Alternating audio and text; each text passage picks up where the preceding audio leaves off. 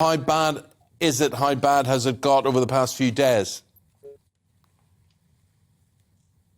Good morning. Yeah, well, the last few days we've seen we've seen water companies being unable to cope with the hot weather, too little water, and then we've seen them being unable to cope with the rain that's come in. They seem only to be geared up for dealing with mild, overcast, drizzly weather. So we've seen dozens of sewage alerts at beaches around the country, along the south coast, down into Cornwall and Devon, up into Wales. Beaches that people are holidaying at, people are surfing at, people are swimming at, beaches where there shouldn't be sewage pollution. So water companies are continuing to dump into our rivers and into our ocean. This just builds on the 2.6 million hours of sewage pollution they put into our rivers and coastline last year. That was over 370,000 separate sewage pollution events last year. So the last 48 hours has been more of the same. Hugo, here is the thing. They get away with it. Whatever penalties seem to come their way are obviously not sufficient enough. It's still profitable for them to do this. And let's just spell this out. You pee or poo in the loo, and they are using our rivers and beaches as open sewers. Absolutely, I couldn't agree more.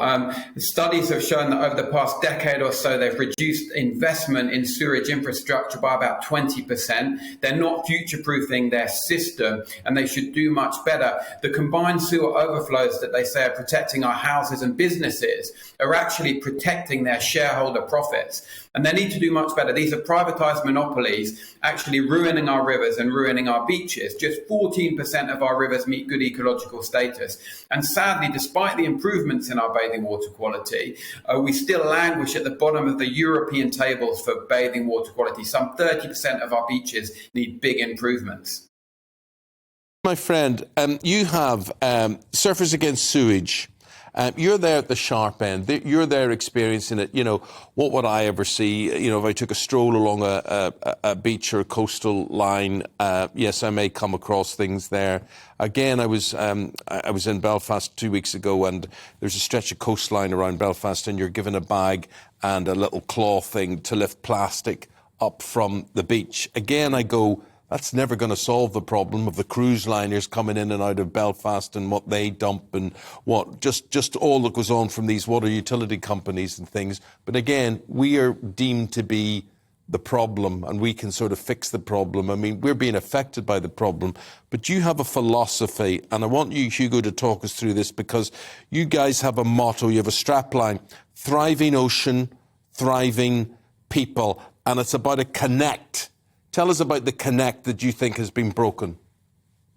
Well, look, we're all about people enjoying the coastline, having a good experience there. We believe a healthy ocean will lead to healthy communities, will lead to healthy coastal businesses. So if we have a thriving ocean, we will have thriving people. And as you say, Eamon, this isn't about individual responsibility. This is about changing the systems around us, pushing those big businesses that are making huge profits to change the systems to allow us to have a cleaner, greener, more sustainable world. And that applies most of all to the ocean. And we're in the ocean decade, and the ocean is so important to all of us, whether we live in London, Belfast, Manchester, wherever around the world. We all need a healthy ocean. We all depend on a healthy ocean. And dumping sewage and plastic into our oceans is something we should not be doing. And it's up to big business to come up with the solutions to protect our ocean forever.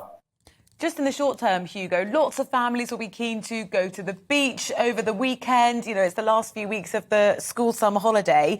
This immediate set of emergency warnings, how long does it take for the water to be OK and not be dangerous for us to swim in? Well, look, advice says that between 24 and 48 hours, the sewage pollution should disperse. We, of course, have our own system, the Safer Seas and River Service. It's an app that anyone can download for free. They can get real-time alerts for any beach they want, hundreds of beaches around the country, to protect themselves from sewage pollution, so they know as and when those releases happen. And they can avoid the polluted beaches and go to a much cleaner beach where there is no pollution. So we'd always advise people to get the most up-to-date information through the Safer Seas and River Service. We'd advise them to avoid those polluted beaches and have a really great time at one of the cleaner beaches nearby. Hugo, let's talk about plastic pollution. Absolutely awful, absolutely incredible, and it intrudes in every aspect of our lives. Apparently, it's even in the rainfall that came down yesterday. I always say this, and I'm very critical of government on this. Again, they try and make it our responsibility. Don't buy single-use plastic, they say. Well, I find that very difficult when I'm going to buy my toothpaste or my hair shampoo or whatever the heck it happens to be. It's very, very difficult. My answer to that is don't be making it. Don't make it in the first place. Governments attack petrol, they attack coal, there's various things, cigarettes, whatever.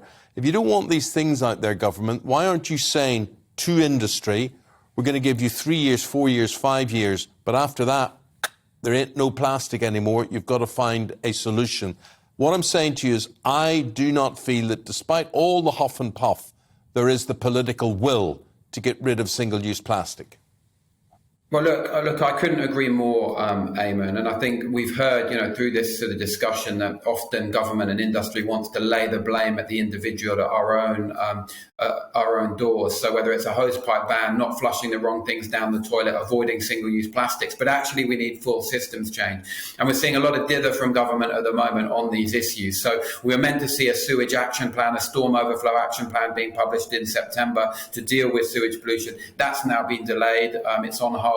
We were meant to see a deposit return scheme on plastic bottles and drinks containers coming in. That was committed to in 2019. Still not here yet. That would stop millions, if not billions, of plastic bottles from ending up in our ocean. So we need to see more urgent action faster to stop plastic at source, to stop sewage pollution getting into our rivers and coastline, and to make sure that industry is fully accountable for the pollution that they create.